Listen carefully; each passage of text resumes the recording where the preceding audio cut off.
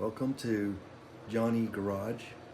I'm John and I'm a DIY guy, and this is my little humble garage that I have. Today we are going to be working with a master cylinder that will be installed in my Jeep J4000 truck that I'm working on. It's a simple unit, very standard. It's a drum to drum type of master cylinder.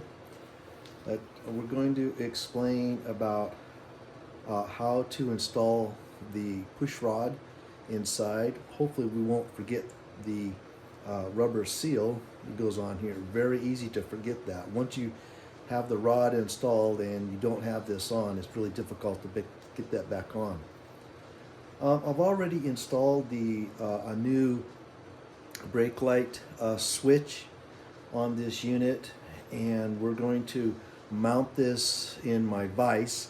I'm not going to bleed this. Typically I bleed these before I install using a couple of these. I mount these on here and it squirts back into the reservoir.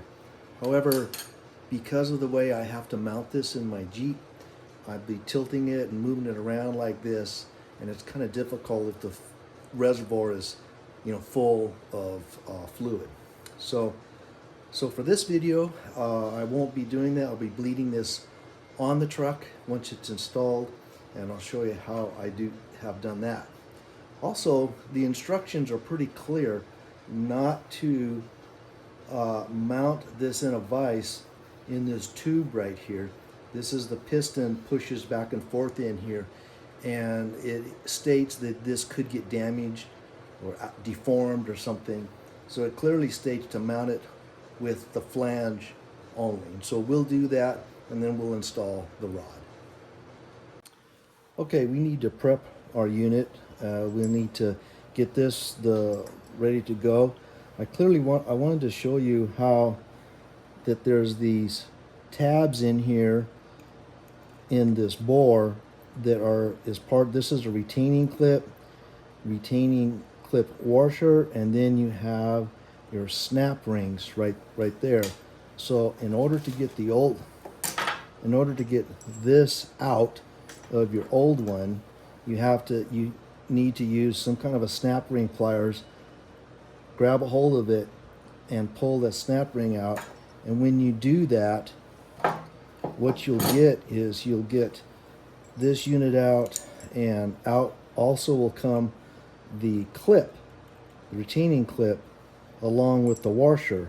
Now, we'll need to push this into that bore and re-clip the new retaining clip on here, but you can clearly see that getting this off is difficult.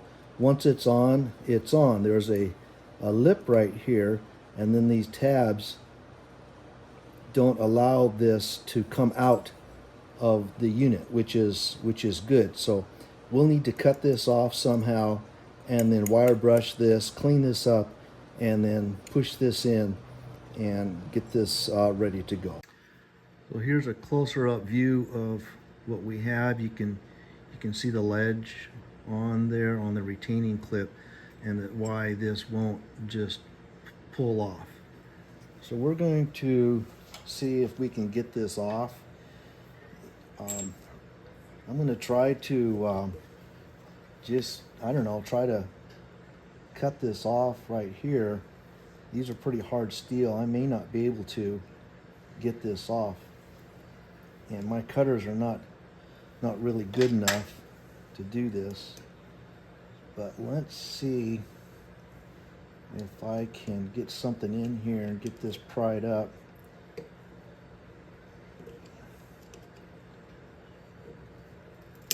There we go. Look at that. It's interesting. I didn't put a whole lot of force on there, and the retaining clip just now cracked. So you can see what happened here, and it just snapped off right there. These are kind of brittle. Of course, this is rusty and old. That's why I'm replacing it. So that's no good. Take the old washer off, and now we need to clean this up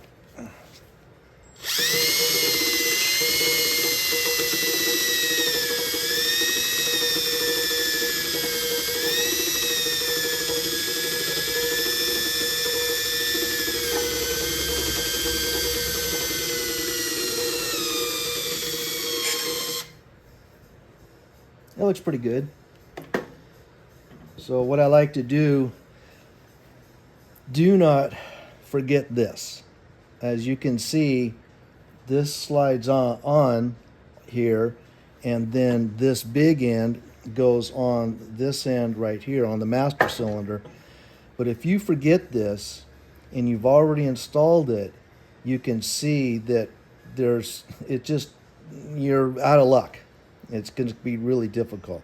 I do know there are some kits that come split, and you put them together and you put some glue in the trough and glue them together, but we don't want to do that. So what I like to do is I like to use just a little bit of silicone paste, just a tiny bit here, just enough to kind of get that thing lubricated so that it slides on there nicely. And I'll wipe a lot of that off.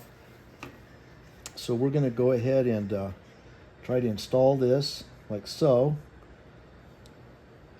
The silicone paste really helps out making, enabling it to slide. But now all that extra lubricant there will take that.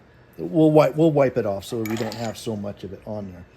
So this is now ready to install on the master cylinder, and so we're going to set our vise up differently. Remember, I talked about they suggest not to do it right there on the vise, clamping it. So we're going to use the flange like the instructions say, and I'm just going to mount this in here like so. Okay, so we have it pretty sturdy now, and so the idea here is you just push this in here, and it should. So I'm ready. I'm committed now. So once you're at that stage right there, you can kind of hear it. I'm really committed. So once I go in here, it's going to go past this little lip, and it's going to lock itself in. So let's go ahead and do that.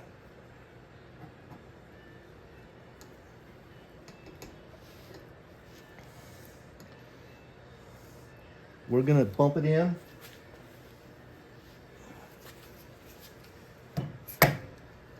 There, I got it. It snapped in place. So now this here will install over this, and we will be good to go to install in the Jeep.